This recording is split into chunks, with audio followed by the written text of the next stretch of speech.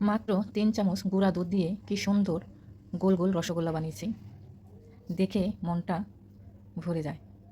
3 চামচ গুঁড়া দুধ আর লাল চিনি দিয়ে বানিয়ে নিলাম রসগোল্লা।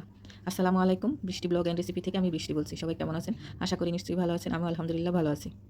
আজকে রসগোল্লা বানাবো, এর জন্য নিয়েছি গুঁড়া দুধ, কিন্তু খুব না, মাত্র টেবিল চামচে 3 চামচ গুঁড়া দুধ আর বেকিং পাউডার দিয়েছি।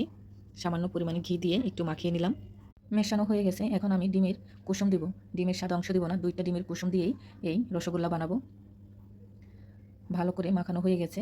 আমি হাতটা ধুয়ে হাতে একটু ঘি মাখিয়ে তারপর গোল গোল করে মিষ্টিগুলো বানিয়ে নিব। যার যেমন ইচ্ছে। তো আমি রসগোল্লা বানাবো, রসগোল্লা তো গোলই হয়, এর জন্য গোল গোল করে বানিয়ে নিচ্ছি।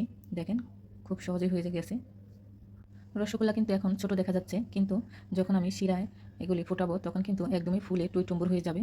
তো ছোট বানালে কি হবে, পরে কিন্তু সবগুলো বড় হয়ে যাবে।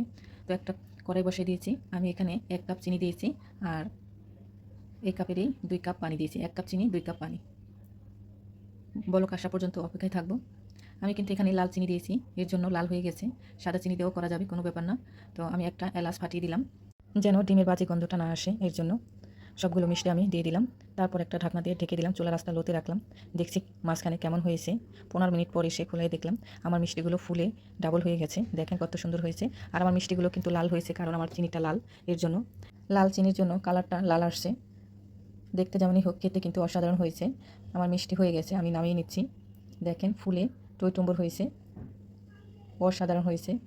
ভিডিওটি যদি ভালো লাগে লাইক কমেন্ট করবেন, শেয়ার করবেন। আমার ইউটিউব চ্যানেলটা সাবস্ক্রাইব করবেন। ফেসবুক পেজটা যারা দেখতেছেন প্লিজ আমার ফেসবুক পেজটা সবাই ফলো দেবেন।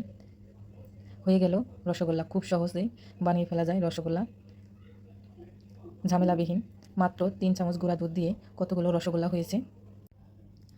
আমি হাত দিয়ে চেপে দেখাচ্ছি, দেখেন কতটা সফট হয়েছে। এখন শিরার মধ্যে ভিজিয়ে রেখে দিব আরও 2 ঘন্টা। শিরার মধ্যে রেখে দিলে কিন্তু রস আরও ঢুকবে, রসে টইটুম্বুর। আমার ভিডিওটি কোনো অংশ যদি ভালো লাগে, রেসিপি যদি ভালো লাগে, অবশ্যই কমেন্টে জানাবেন। তো সবাই ভালো থাকেন, সুস্থ থাকেন। দেখা হবে নতুন আরেকটা ভিডিওতে। আল্লাহ হাফেজ।